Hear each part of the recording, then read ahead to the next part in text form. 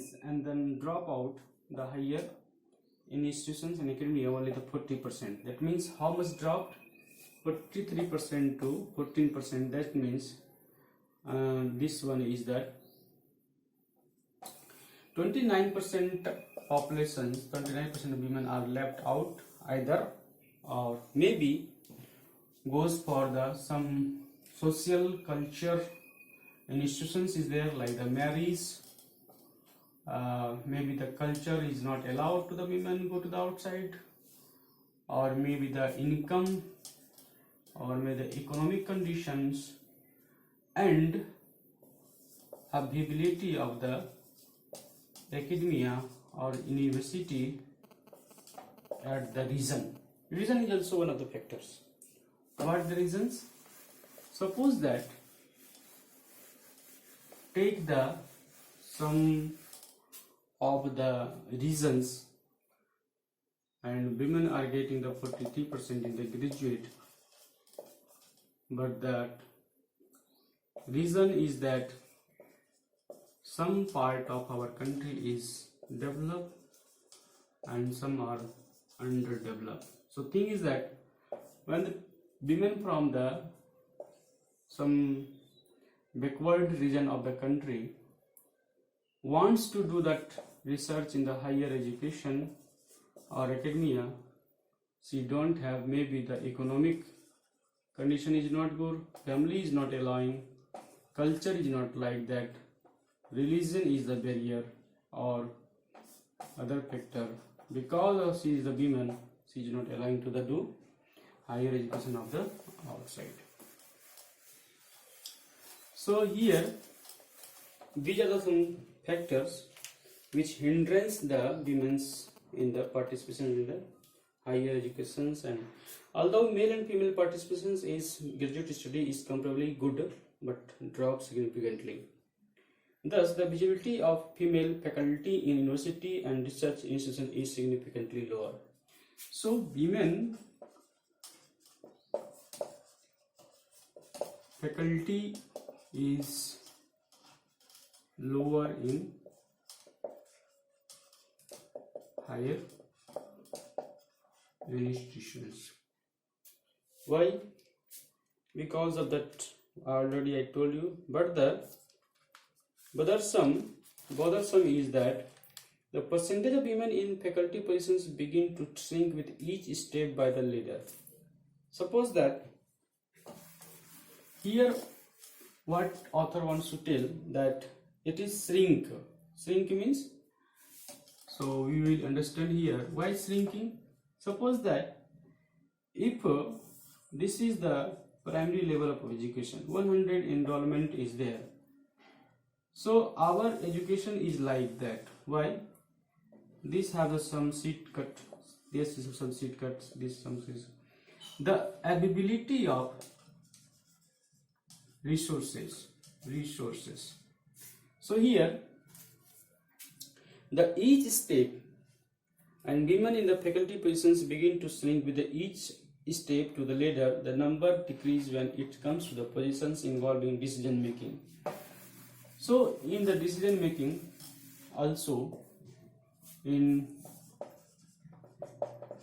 decision making women are also lower in representation. Okay, so here even recognitions of the merit when it comes to women is sluggish when it comes to the total number of women fellow in the three science academic of India. He is giving some data like the Isaac Indian Academy of Science, which has founded 1934. Only 7% of women are there, 5% in the Indian National Science Academy, and 8% in the National Academy of Science in India, which was founded in 1930. According to a report published recently, most STEM institutions, women occupied 20% of all professional positions. So, coming to these institutions, STEM institutions, so only 20% of all professional positions, 20% of professor position occupied by, and rest of them 50% are male counterpart. So he is giving some data about the IIT Madras have 31 faculties there, 31 faculty in 314, and IIT Bombay have 25 in the 143 professor and 25. So he is giving analysis of the few leading private university does not reflect any significant differences. So the private university have the same situations compared to the government institutions. So according to survey of UGC ने एक सर्वे किया था कि जो है 13% of the 54 central university and 52 means 11% of the 4, 5, 6 state university and 8% of the 1 to 6 deemed university and 23 of 419 private university have female vice chancellor. Out of the 6 Indian Institute of Technology established in 20th century, Kharagpur and IIT Delhi have only the women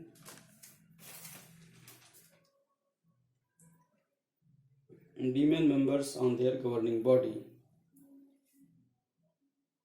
In the corporate, this was the story of the institutions and academic.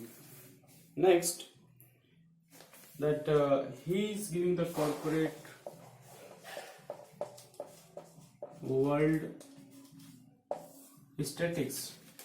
That means, on the contrary, participation of women in the leadership and decision-making positions in private enterprises, the corporate sector.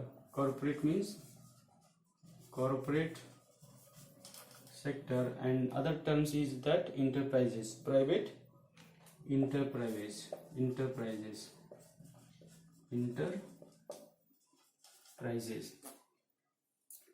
That means women compared to the ELT in academia, the number of women in the senior management position in the corporate sector in India is 39%. That means here the women is representing 39% and in academia that is 40%. So which is higher than the global average. That means globally in India that is the high level. Women are representatively good compared to the world level.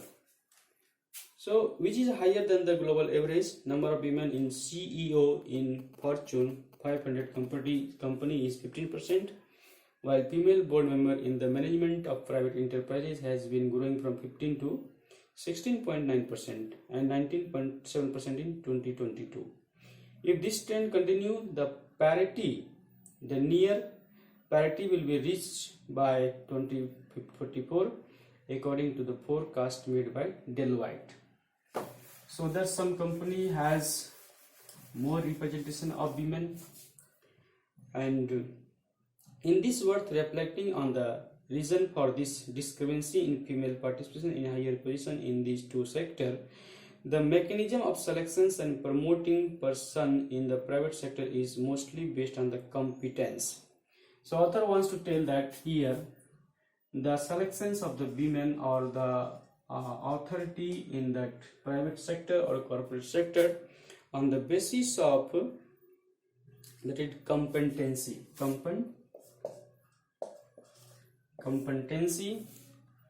and or merit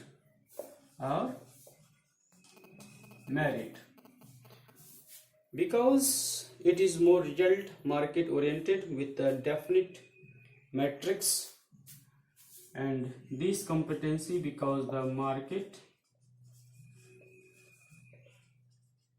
oriented and definite metrics. With the definite metrics than what it is in academia institutions. A professor at the Cambridge once remarked that the marketplace does not worship false ideals. So Market palace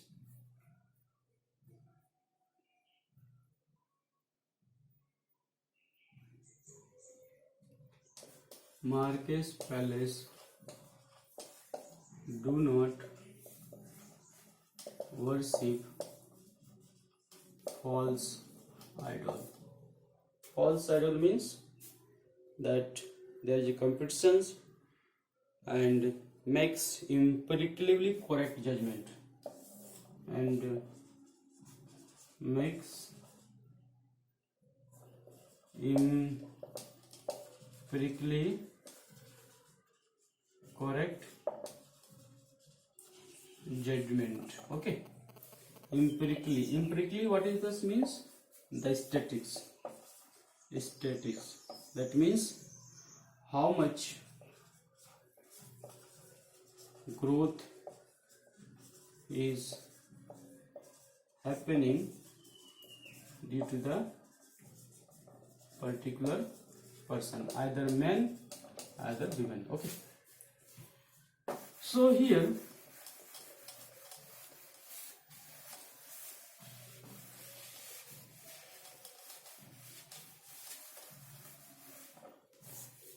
author wants to tell that encourage the participation of women in the workforce in the private sector with the adoption of various schemes for women began long ago when compared to the initiative taken by the government of India in recent years. So he wants to tell that corporate sector taking initiative for inclusiveness of women, taking up initiative for women, inclusive of women. Some women in this workforce in private sector with the adoption of various schemes began long ago, and recently the government of India is taking this type of step. What the step was taken by the corporate world in India. So various schemes such as the flexi working hour. So what the corporate has taken the initiative, first is that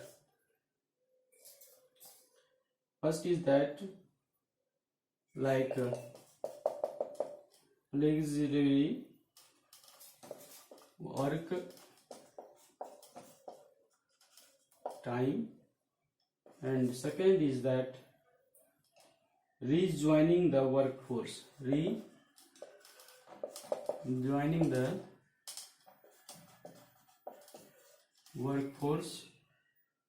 and third is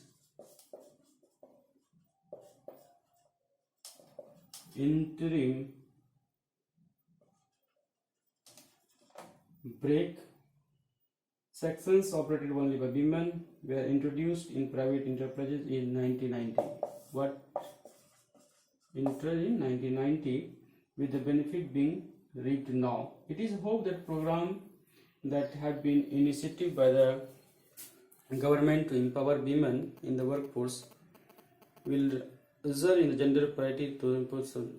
So, author wants to in 2040 it will be equal opportunity for women, which would mark the century of India independence. Most importantly, gender equality or parity will happen only when there is a change in mindset and institutions consider women as an asset rather than simply a diversity rectifications issue. Diversity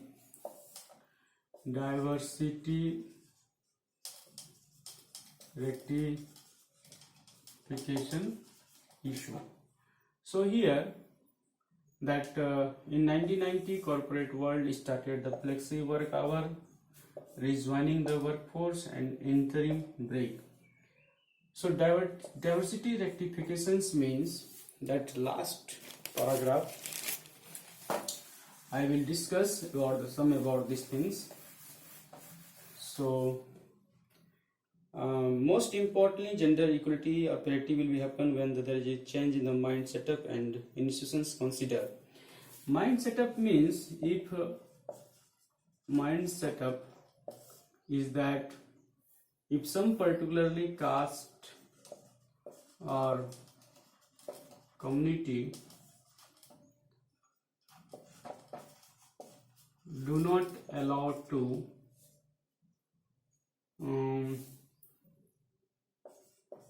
academic, so how they will prove the merit. So here thing is that author wants to tell the women as a asset. That means institution consider women as a asset rather than simply a. So here women as a asset on the basis of merit.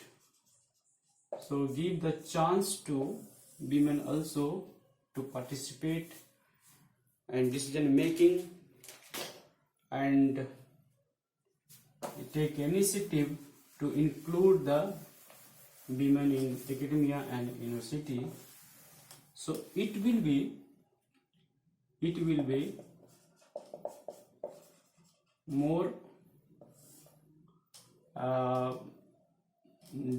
more productive in academic and institutions. I think so.